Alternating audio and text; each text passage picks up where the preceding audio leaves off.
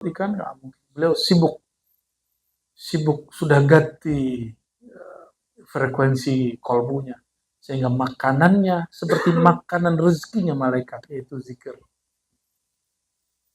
Jadi suluk itu, kholwat itu bukan mau jadi malaikat, tapi mengaktifkan nur, yang nur itu sumbernya malaikat dulu.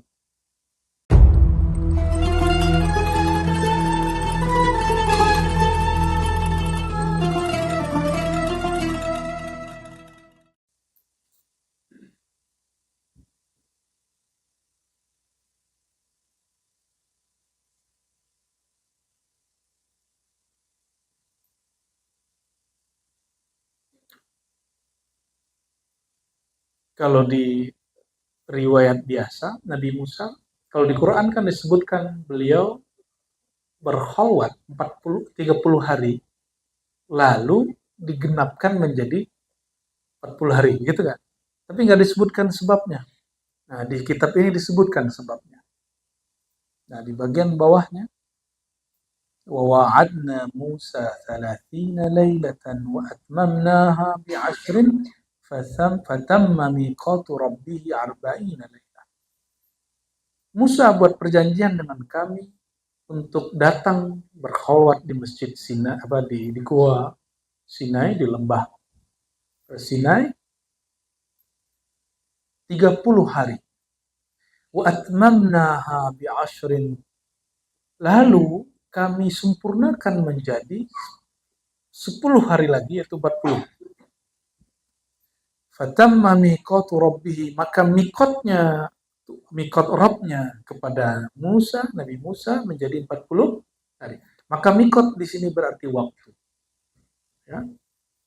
Wa dzalika anna Musa alaihi salam wa'ada bani Israil wa hum bi Misra. Nabi Musa menjanjikan Bani Israel, sedangkan Bani Israel di Mesir. Anna Allah Ta'ala idha ahlaka aduwahum wastanqadhahum min aydihim ya'tihim bikitabin min indillah fihi tibyanul halal wal haram wal hudud wal ahkam. Ya. Allah apabila ingin membinasakan musuh mereka, musuh Bani Israel, dan membebaskan mereka dari cengkraman kezaliman Bani Israel, ya'tihim, Allah beri mereka kitab min indillah, ya. Yang di situ ada penjelasan halal, haram, hudud dan ahkam. Falamma fa'ala Allah dzalika wa ahlaka Fir'aun sa'ala Musa rabbahul kitab, ya. Seperti tadi, ya. Ketika Allah melakukan itu, hancurkan Fir'aun, Nabi Musa meminta Alkitab. Fa'amarahu Allah Ta'ala ayyasuma 30 yawman. Lalu diperintahkan Nabi Musa puasa 30 hari. Maka bagusnya suluk Ramadan langsung siangnya puasa. Itu. Wa huwa Dzulqa'dah, yaitu di bulan Dzulqa'dah. Falamma tammat 30, setelah 30 hari Dzulqa'dah, setelah Dzulqa'dah Dzul apa? Dzulhijjah. Ankara khulufa fammihi fatasawwaka bi'udin kharnu. Nabi Musa kalau orang puasa itu karena nggak makan, mulutnya bau nggak? Bau, benar bau? Itu bau dari dalam. Nabi Musa ankara khulufa fammihi. Kemudian kok mulutku bau? Masa sih bau? Nah, gitu. Maka beliau bersiwak dengan out kharnub, ya, ya, untuk alat siwak di zaman itulah. Faqalat lahul malaikah kunna nashummu min fika raihatal misk fa afsaddatuhu bisiwak. Oh, ini rahasia nih. Ini kata malaikat, bukan kata Nabi Musa loh ya. Kata malaikat, Musa, 30 hari ini mulutmu itu harum sekali bagiku. Tapi ketika engkau bersiwak, harum mulutmu hilang. Kata malaikat, bukan kata manusia. Kata manusia mah itu yang harum. Yang harum yang siwak. Kalau menurut malaikat, yang harum yang belum, yang beda standar kita sama mereka kan. Walam yakun صوم موسى عليه السلام ترك الطعام بالنهار وأكله بالليل بل طوى 40 من غير أكل. Waktu itu Nabi Musa, jangan dibayangkan puasanya hanya sekedar meninggalkan makan di malam hari lalu makan di malam hari, enggak, tapi selama sekian hari itu tawal arba'in min ghairi aklin, 40 hari 40 malam enggak makan enggak minum. Sotik, saya percaya ini bagian mukjizat Nabi Musa. Seperti Nabi Yunus 40 hari 40 malam nggak mungkin minum air air asin, isi perut ikan, nggak mungkin. Beliau sibuk sudah ganti frekuensi kolbunya sehingga makanannya seperti makanan rezekinya malaikat, yaitu zikir.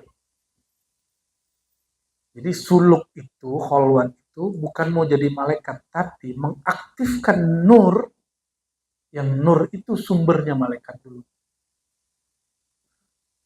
Malaikat tidur nggak? Malaikat makan, nasi, minum air, malaikat kawin, malaikat banyak ngomong, malaikat bercanda, enggak.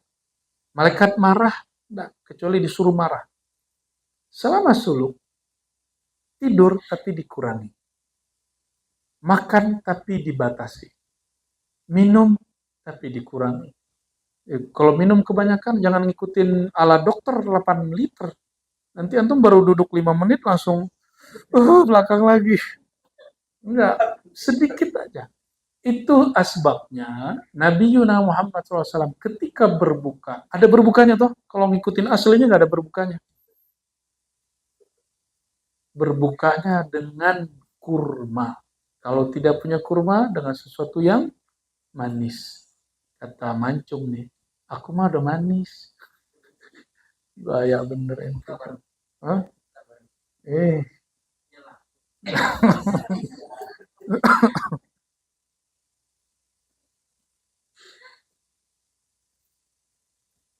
Perut itu kalau dia kosong, awal-awal itu bikin gelisah. Tapi kalau orang sudah tahu nikmatnya perut kosong, dia akan kecanduan telat makan. Ini mohon maaf, nih beda dengan standar kita hidup biasa. Hidup biasa ada sarapan, ada makan siang, ada makan malam. Kalau antum kan ada ngemil sore, ngemil duha, aduh repot deh. Ya. Kan ini kaidah. Dalla ala anna khuluwal ma'dati min at-ta'am aslun kabirun fil bab. Jadi salah satu inti dari latihan manusia dalam khalwat adalah mengosongkan perut. Perut ini kalau kosong, syahwatnya melemah, emosinya menurun, angan-angannya stabil. Kenapa angan-angan banyak? Perutnya banyak, perutnya itu tuh, perutnya masih itu. Kenapa emosinya ini? Karena kita pengen kenyang gitu. Orang yang ingin kenyang itu akan gampang marah. Itu sebabnya orang-orang yang demo itu, dia dijanjiin makan setelah demo atau pertengahan demo. Ntar ada jatah, ntar bikin dulu dia marah kan. Ya, itu temanku yang koordinator demo cerita. Dapat kasih bungkus tuh. Ini pakarnya ini. Salah satu pakarnya ini. Salah satu pakarnya.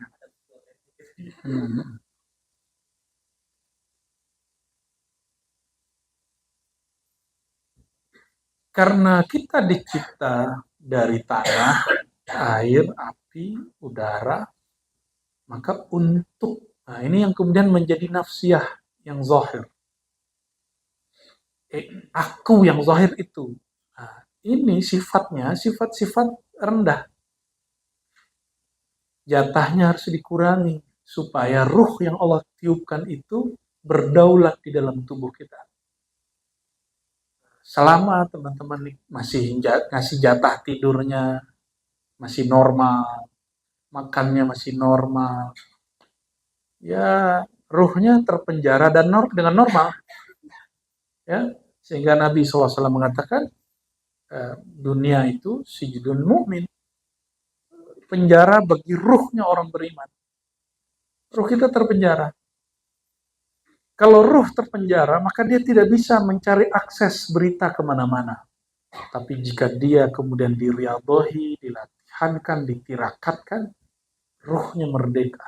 Kalau dia sudah merdeka, ada kabar turun di mana, dia bisa ikut di sana. Nah, coba lihat. Ini bagian inti sebelum kita loncat ke satu riwayat di sini, baru masuk ke kitab Al-Inbah, ya. Bismillahirrahmanirrahim. Wal ulum al-laduniyah. Paragraf berikut. Ilmu-ilmu laduni. Apa yang disebut laduni? Laduni bukan ilmu kebal, bukan ilmu baca isi hati orang.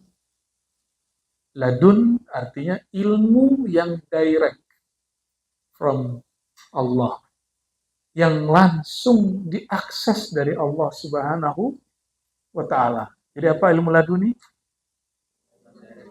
Enggak ada perantara, enggak ada media, enggak pakai Google, enggak pakai kitab. Hatta gurunya pun sudah tiada di situ.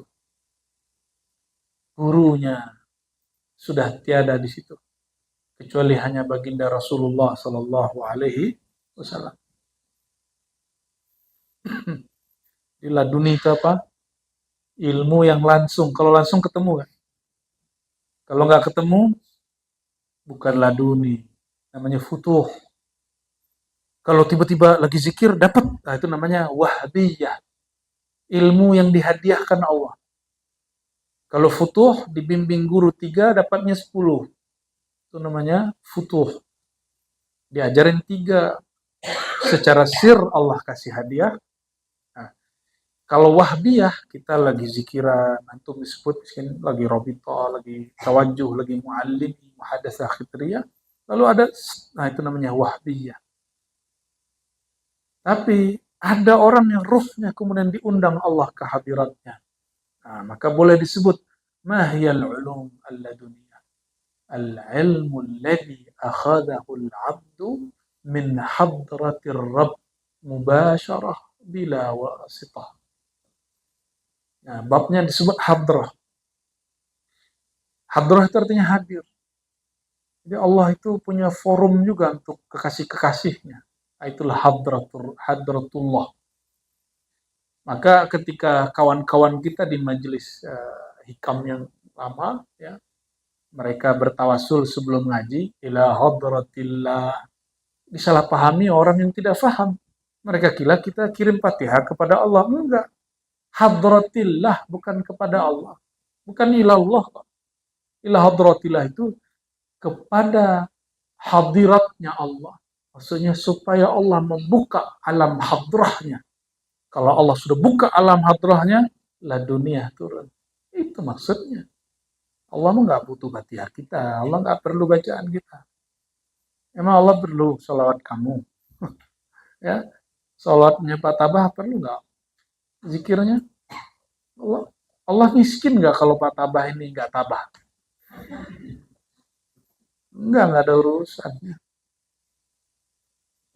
Al-ulum al-laduniyah fi qulubil munqati'ina ila Allah darbun minal mukalamah.